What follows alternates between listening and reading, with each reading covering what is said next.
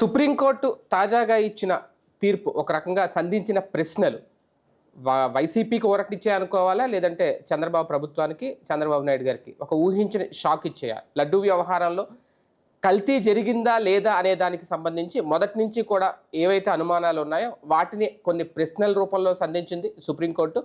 October 3వ తేదీకి ఎలాంటి సమాధానం ఇస్తారు, దానికి సంబంధించి ఎలాంటి వివరణ ఇస్తారు అనేది. కానీ ఈలోపు అసలు మొత్తం హిందూ ధర్మం లేదంటే అక్కడ సనాతన ధర్మం పాడైపోయింది, నాశనం చేసేశారు, అపవిత్రం చేసేశారు తిరుమలని అనుకుంటున్న టైంలో ఈ ప్రశ్నలు కాస్తంత ఊరట లభించాయని అనుకోవాలి. నిజాలు తేలాలి, వాస్తవాలు తేలాలి. మొదటి నుంచి జర్నలిస్ట్ స్థాయి ఛానల్స్ అన్ని చేస్తున్న ప్రయత్నం అదే. ఇప్పుడు సుప్రీంకోర్టు అడిగిన ప్రశ్నలు చూస్తే మరొకసారి కాస్తంత హిందువులకు ఊరట లభించిందని అనుకోవాలి. వీటన్నిటి మీద చర్చించే ప్రయత్నం చేద్దాం. సార్, మొదటగా ఎందుకంటే ఈ ప్రశ్నలు చూసినప్పుడు మీరు చాలా ప్రశ్నలు ఇందులో ముందు కూడా రేజ్ చేశారు. అసలు కల్తీ జరిగిందా లేదా, ఆ కల్తీ జరిగిన నెయ్యి లడ్డూలో వాడారా లేదా, మనం కూడా డిబేట్లో చాలాసార్లు ప్రశ్నించాం. అలాగే సుప్రీంకోర్టు చెప్పింది ఈ ఎన్డీడీబీ నివేదిక ఎప్పుడో వస్తే, జూలైలో వస్తే సెప్టెంబర్ వరకు ఏం చేశారు, ఇప్పుడు ఎందుకు బయట పెట్టారు అనేది, ఇందులో రాజకీయం ఉందా లేదా. రెండోది, సెకండ్ ఒపీనియన్ ఎందుకు తీసుకోలేదు ఈ రిపోర్ట్ మీద. అసలు అదే యానిమల్ ఫ్యాక్ట్ ఏదైతే అన్నారో చంద్రబాబు నాయుడు గారు, అది కలిసినట్టు ఆధారాలు ఉన్నాయి. ఈ ప్రశ్న మీరు చాలాసార్లు రేజ్ చేశారు. అంటే వీటన్నిటికీ ఒక రకంగా ఇదేదో వైసీపీ భారీ విజయం, వైసీపీ ఘన విజయం అనుకోవడానికి లేదు, కానీ వాస్తవాలు బయట తీయాలని అనుకుంటున్నాం. కాబట్టి ఎలా చూడాలి? నిజంగా ఇదేం లేకుండానే, సరైన ఆధారాలు లేకుండానే బాబు గారు ఎంత దాకా తీసుకొచ్చారా? రాజకీయ కోణమే చూడాలి, ఇంకోటి ఏదైనా ఉందా? నిజంగా వెంకటేశ్వర స్వామి వారి మీదన భక్తి, అదే సందర్భంలో హిందూ ధర్మం మీదన నిజాయితీ ఉంటే ఇప్పుడు ఈ ప్రశ్నలకి సమాధానాలు తేల్చాలి. ఎందుకు అంటే మనం మొదటి నుంచి భక్తితో మాట్లాడుతున్నాం, ధర్మం గురించినటువంటి అనురక్తితో మాట్లాడుతున్నాం. ఎక్కడా మనం ద్వేషంతో మాట్లాడట్లేదు, దూషణతో మాట్లాడట్లేదు. ఇవాళ వేసిన ప్రశ్నలు అదే. నేను మొట్టమొదటి రోజున అడిగా, జూలైలో రిపోర్ట్ వస్తే సెప్టెంబర్లో రిలీజ్ చేయడం అంటే, ఒకవేళ తప్పే జరిగి ఉంటే ఏం చేస్తాం? ఒక్కొక్క గబక్కన గుడిలోకి ప్రవేశించింది, ఏం చేస్తారు? వెంటనే గుడి మూసేసి సంప్రోక్షణ చేస్తారు. అలాగే ఆ కార్యక్రమం అంతా అయిన తర్వాత కానీ అలౌ చేయరు. లేదు, ఓ మనిషి గబక్కన ఒక గుడిలోకి వెళ్ళి ఏదో పొరపాటు చేశాడు, అపవిత్రం చేశాడు, ఏం చేస్తాం? వెంటనే గుడి మూసి అదంతా చేశాక శుద్ధి చేసి ఆలయాన్ని తెరుస్తాం, మళ్ళీ భక్తులను అనుమతిస్తారు. ఇది సహజ సిద్ధంగా సంప్రదాయ రీతిలో నిజమైన సనాతన ధర్మ విధానం అది కదా. అలాంటప్పుడు వీళ్ళు ఎక్కడికి వెళ్ళారు? జూలైలో రిపోర్ట్ వస్తే ఆ రిపోర్టు బయటకే పెట్టలేదు. తర్వాతన సెప్టెంబర్లో చంద్రబాబు గారు ఎక్కడ మాట్లాడారు? అది ఎన్డీఏ ఎమ్మెల్యేల మీటింగ్లో మాట్లాడారు. ఆ తర్వాతన మరుసటి రోజున, పోనీ అది ఆ రోజున ఒకసారి గుర్తుకు తెచ్చుకుంటే, నేను అప్పుడే అన్నా, దాంట్లో కల్తీ అంటే తక్కువ వాల్యూ ఉన్నటువంటిది కలపాలి, అంతే కదా. కల్తీ అంటే ఏం చేస్తారు? ఎవడన్నా 100 రూపాయలు దాంట్లో 500 రూపాయలు కలుపుతాడా?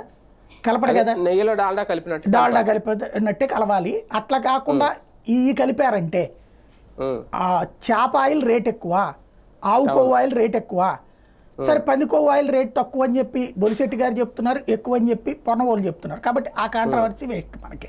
కానీ ఈ రెండు కలిసిందైతే నిజమైతే కనుక ఎక్కువ పెట్టి కలపాలంటే కుట్ర అవుతుంది తప్పించి కల్తీ కాదు. తక్కువ వెరైటీ కలిపితే కల్తీ, ఎక్కువ వెరైటీ కలిపితే కుట్ర అవుతుంది అని నేను మొదటి నుంచి చెప్పుకొస్తుంది అదే. అక్కడ ఇప్పుడు ఏమని తేలింది ఆ పాయింట్లో? దాంట్లో ఇంకొక కాన్సెప్ట్ కూడా మనం మాట్లాడుకున్నాం. ఏదైతే కొన్ని రకాల ఛాయిస్ ఉన్నది నిపుణులు చెప్పేటటువంటి లెక్క ప్రకారం, ఫర్ అంటే వాటిట్లలో కొంత కంటెంట్ వచ్చే అవకాశం ఉంది. ఇప్పుడు పాలు అంటేనే ఆవులో నుంచి వస్తుంది కాబట్టి, ఆవు పాలు కాబట్టి ఆవు కొవ్వే ఉంటుంది అందులో, అది మిక్సింగ్ కాదు అన్నటువంటిది ఒక ఆస్పెక్ట్ వచ్చింది. రెండవది వచ్చేటప్పటికి పాలల్లో తేడా ఎందుకు వస్తుందంటే, మనం తల్లి పాలు తాగినప్పుడు తల్లి ఏం తింటది అన్న దాని ప్రకారమే బిడ్డకి వెళ్తుంది. ఎట్లాగో అట్లాగే ఆవు తినే ఆహారంలో ఎక్కువగా చుట్టుపక్కల ఒక ఊళ్ళో ఒక కుడితొట్టి పెడతారు. వాళ్ళ ఇంట్లో వాళ్లే కాకుండా చుట్టుపక్కల ఇళ్ళోళ్ళు కూడా తీసుకొచ్చి ఆ కుడితొట్లో నీళ్లు పోస్తారు, వాళ్ళ ఇంట్లో వాటర్ అంతా కూడా అవి తాగుతాయి. ఇవి అది బలం అని చెప్పినే చేస్తారు. అందులో నాన్ వెజ్ తినేవాళ్ళు, చేపలు తినేవాళ్ళు వాళ్ళు కనుక అవి అందులో పోస్తే ఆ మొక్క చెక్క అదంతా ఉంటుంది కదా, అది తాగినటువంటి ఆవుకి కనుక ఆ పాలు అది తిన్న ఆవు అది తాగిన ఆవు దాని పాలల్లో అట్లాంటి కంటెంట్ కలిస్తే కలవచ్చు. ఇది ఉన్న పర్సంటేజ్ని బట్టి తేల్చాల్సింది ఎక్స్పర్ట్. అంతే. అది ఎన్డీడీబీ నివేదిక వచ్చినప్పుడు వెంటనే ఏం చేయాలి, వాళ్ళని రిఫరెన్స్ అడగాలి. ఏమయ్యా మీరు చెప్తున్నారు ఇది చేపన అంటే అది వేరేది నూనె తెచ్చి ఇందులో కలిపినట్ట, లేకపోతే ఇట్లా పాలల్లో వస్తుందా? ఆ రిపోర్ట్లో చూస్తే దాంట్లోనే డిస్క్లైమర్ కూడా ఇచ్చేశారు వాళ్ళు, ఇది జరగచ్చు జరగకపోవచ్చు. అదే సందర్భంలో దాంట్లో వాళ్ళు మెన్షన్ చేసింది ఏంటి, ఈ కారణాల వల్ల కూడా జరగచ్చు అని రాశారు వాళ్ళు. దాన్ని ఇంకొకటి దాంట్లో వాళ్ళు మెన్షన్ చేసింది ప్రింట్ ఎలక్ట్రానిక్ ఏ మీడియాలో కూడా ఇది ఫోకస్ కాకూడదని రాస్తుంది అందులో. అట్లాంటప్పుడు నువ్వేం చేయాలి, వాళ్ళు సరిగ్గా అటు ఇటు కాకుండా చెప్తున్నారు అంతే కదా మనం చెప్తున్నది. అప్పుడు ఏం చేయాలా, క్రాస్ చెకింగ్ కోసం ఇంకొకరికి పంపించాలి. అది ఇప్పటికిప్పుడు రాగానే మనం కనుక బయటికి రిలీజ్ చేసేసి ఉంటే తొందరపాటు అంటాం సహజంగా. కానీ జూలైలో వచ్చిందని సెప్టెంబర్లో రిలీజ్ చేయడం తొందరపాటు ఎట్లా అవుతుంది? ఉద్దేశపూర్వకంగా రిలీజ్ చేసినట్టే కదా.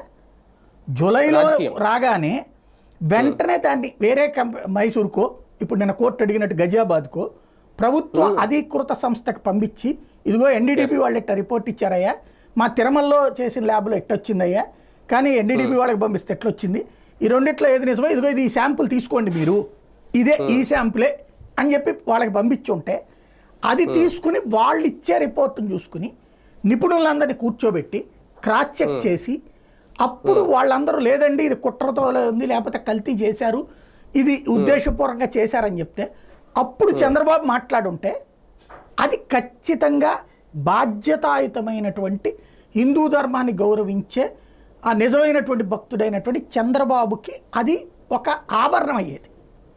కానీ క్రాస్ చెకింగ్ చేయలే, క్రాస్ వెరిఫికేషన్ చేయలే, పైగా అందులో కలిసినటువంటిది డాల్డా అని ఈవో చెప్తే లేదు జంతువులకు సంబంధించినటువంటి నూనెని చంద్రబాబు స్వయంగా చెప్పడం ఒక ఎత్తు. 3 నెలలు ఆపి ఆ నివేదికని, ఒకరోజు కాదు 2 రోజులు కాదు 3 నెలలు ఆపి ఆ తర్వాత మాట్లాడి ఆ తర్వాత సిట్టేయడం ఏంటి? ఇంకా తెలివైన వాళ్ళు అయితే అప్పుడే మనకెవ్వరికీ తెలియకుండా ఆ నివేదిక రాగానే సిట్టేసి వాళ్ళ చేత ఇదంతా ఎంక్వైరీ చేయించి ఇప్పుడు మనం అనుకున్న పాయింట్స్ అన్ని ఆ రిపోర్ట్ చేతిలో పెట్టుకుని నాకు ఇది రాగానే చాలా బాధేసింది, నేను ఒక భక్తుడిగా మనోవేద చెందాను, కానీ భక్తులందరూ మనోభావాలు దెబ్బతినకుండా ఉండటం కోసం నేను ఆగాను, మళ్ళీ క్రాస్ వెరిఫై చేసుకున్నాను, సో దాని మీద స్పెషల్ ఇన్వెస్టిగేషన్ టీం వేశాను, ఇదిగో ఈ రిపోర్ట్ వచ్చింది, వాడిని అరెస్ట్ చేశాను, ఏఆర్ డైరీ వాడు తప్పు చేస్తే వాడిని అరెస్ట్ చేసాం, దాని వెనకాల ఉన్న అధికారులను అరెస్ట్ చేసాం లేదా వాళ్ళ మీద చర్య తీసుకున్నాం, అలాగే ఇదంతా చేసి ఇప్పుడు సంప్రోక్షణ చేస్తున్నాం అనుంటే నిజమైన భక్తుడు హిందుత్వానికి సంబంధించినటువంటి పరిరక్షకుడు సనాతన ధర్మ పరిరక్షకుడు అయ్యేవాడు ఆయన. కానీ రాజకీయం కోసం వాడుకున్నట్టుగా ఇప్పుడు తేల్చుకోవడానికి కారణం అదే అయ్యింది. 18వ తారీఖున చంద్రబాబు గారు ఇచ్చిన స్టేట్మెంట్కి జూలైలో ఇచ్చిన రిపోర్ట్ ఇప్పుడు సిట్ దర్యాప్తు చేస్తే ఏం తేల్చుద్ది నాకు అర్థం కాలే. 3 నెలల తర్వాత ఏ శాంపిల్స్ చూసి సిట్ దర్యాప్తు చేస్తుంది? ఇవాళ వేస్తే దర్యాప్తు, ఇవాళ ఏఆర్ డైరీకి వెళ్తారనుకుందాం, ఇవాళ ఏఆర్ డైరీ వాడు దాచిపెట్టి ఉంచుంటే ఒకవేళ నిజంగా వాడు కల్తీ కలిపితే మొత్తం క్లీన్ చేసి కూర్చుంటాడు కదా. ఇంకోటి ఆ నెయ్యే తీసేశాక ఇంక ఇప్పుడు ఏది పట్టుకుని ఎంక్వైరీ చేస్తావు నువ్వు? కోట్లాది మంది భక్తులు 150 కోట్ల భక్తుల మనోభావాన్ని గాయపరిచి దాని మీద రాజకీయ డ్రమటైజేషన్ క్రియేట్ చేసుకోవడం చిత్తశుద్ధి లేనటువంటి ధర్మ పరిరక్షణ. ఇది ధర్మ పరిరక్షణ పట్ల చిత్తశుద్ధి ఉంటే ఆ రిపోర్ట్ వచ్చిన రోజునే ఫర్దర్ ఎంక్వైరీ చేసేసి తేల్చాలి, లేదా నిజంగా దేవుడి పట్ల భక్తితో చేస్తూ ఉంటే కనుక ఆ లడ్డూని నేను కరెక్ట్ పాయింట్ ఎవ్వరు అడగని పాయింట్ సుప్రీంకోర్టు అడిగింది, లడ్డూ చెక్ చేయించారా, క్రాస్ వెరిఫికేషన్ చేయించారా? ఈ 2 ఎవరు అడగలేదు కదా. ఏ మేధావి ఏ హిందూ ధర్మ పరిరక్షణకి సంబంధించిన వాళ్ళు ఎవరు అడగలేదుగా.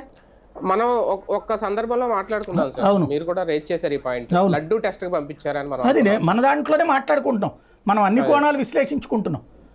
ఆ అన్ని కోణాలే నిన్న కోర్టు వ్యాఖ్యల్లో కనిపించినాయి, అదో సంతోషం అనిపించింది.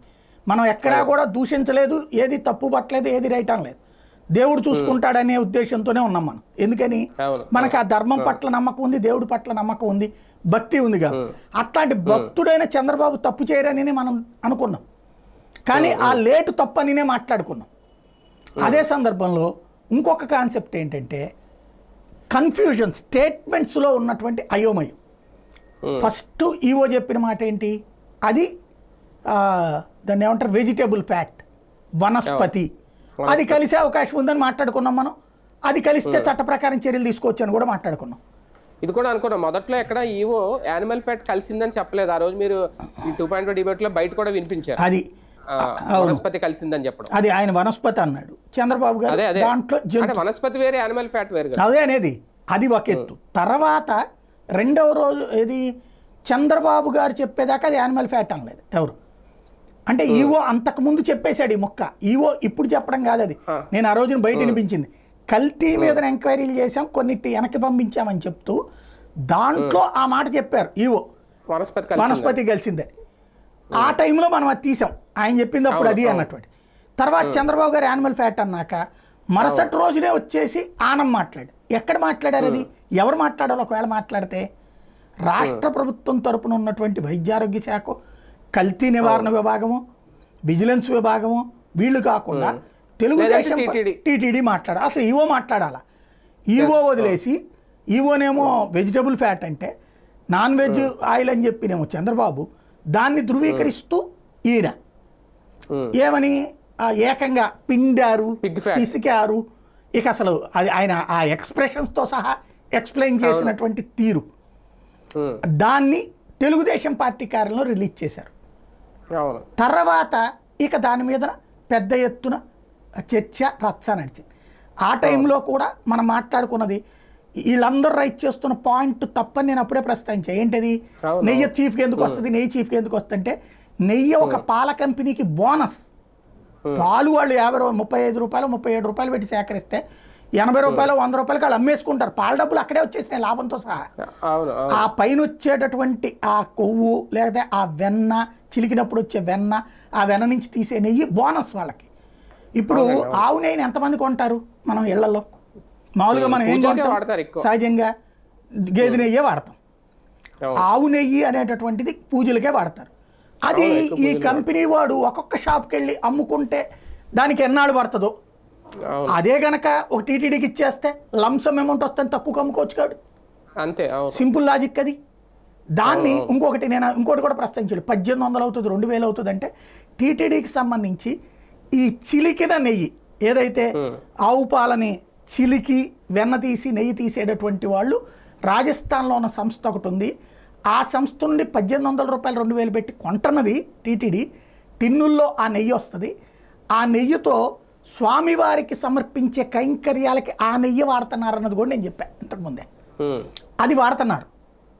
అదే రేటుకి ఇదంతా లడ్డూలకి వాడాలా లేదా అంటే, మొత్తం మనం గోశాలని తీసుకోవాలా, మెయింటైన్ చేయాలి. ఇంకోటి ఇప్పుడు ఇవాళ ఈ ప్రభుత్వం కొంటున్నది కూడా ఎంతకి, 450 రూపాయలు. మరి 1800 450కి ఎట్లా కొంటున్నారు, ఎలా అమ్ముతున్నారు వాళ్ళు? అలాగే హెరిటేజ్ 550కి 650కి ఎట్లా అమ్ముతుంది అంటే ఇదే కదా రీజను. కానీ ప్రచారం మాత్రం ఎట్లా వెళ్ళిపోయింది, తక్కువ రేటుకి కొన్నారంటే దాంట్లో ఎవడన్నా ఎక్కువ రేటుకి. అదే కనుక జగన్మోహన్ రెడ్డి హయాంలో 1000 రూపాయలకు 1200 కొనుంటే, ఇదిగో 350 రూపాయలకు అమ్ముతానని ఏఆర్ డైరీ వాడు వస్తే, లేదని చెప్పి 1500 కొన్నారు, 1000 రూపాయలకు కొన్నారు, ఇలాకంటే దుర్మార్గులు ఎవరు, దేవుడు సొమ్ము దోచుకున్నారని రాస్తారా లేదా? దాన్ని రచ్చరచ్చ చేసేవాళ్ళ లేదా? ఇది కూడా మనం ప్రస్తావించుకున్నాం కదా ఇంతకుముందే. ధరని బేస్ చేసి దాంట్లో తేడా జరిగింది. నేను అప్పుడు కూడా మనం మాట్లాడుకున్నాం, ధరనే బేస్ చేసుకుంటే క్వాలిటీ ఎట్లా కలుపుతాడు వాడు, ఇంతకంటే వాల్యుబుల్ వెరైటీ ఎట్లా కలుపుతాడు ఇది. ఇప్పుడు అదే కదా క్వశ్చన్. ఇవాళ ఏదైతే హిందూ సమాజపు ఆవేదన, ఆక్రోశం, కంట తడిపెట్టినటువంటి వైనం, మానసిక వ్యధ ఏదైతే ఉందో, 100కి 70 నుంచి 80% ఊరట లభించింది నిన్న సుప్రీంకోర్టు వ్యాఖ్యలతో. ఏదో జరిగిపోయింది అన్నటువంటి మనస్తాపానికి గురైనటువంటి వాళ్ళు జరుగుండకపోవచ్చులే అనేటటువంటి ఒక ఫీలింగ్కి వచ్చారు. ఫైనల్గా దీని మీద ఎంక్వైరీకి వేస్తారా, ఏమేస్తారో అన్న దాని మీద మిగతాది ఆధారపడి ఉంది.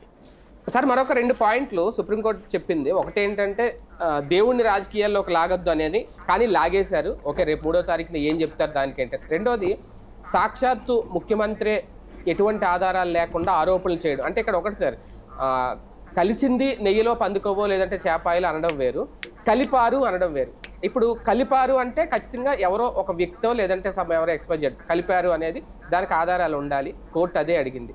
కలిసింది అంటే ఏ రకంగా కలవచ్చు, ఓకే, అది ఇంకా రిపోర్ట్లో లేదంటే ల్యాబ్లో చెప్పాలి. ఇది బాబు గారు అంటే ఆయన ఏదో తక్కువగా ఆలోచించారని నేను అంటారు, కానీ ఆయనకి రాంగ్ ఫీడ్బ్యాక్ వల్ల లేదంటే రాజకీయం వల్ల? అది బాబు గారే చెప్పాలి సమాధానం. ఎందుకంటే రాంగ్ ఫీడ్బ్యాక్ అయితే ఆయన క్రాస్ చెక్ చేసుకుంటాడు. ఆయన అంత అమాయకుడు కాదు.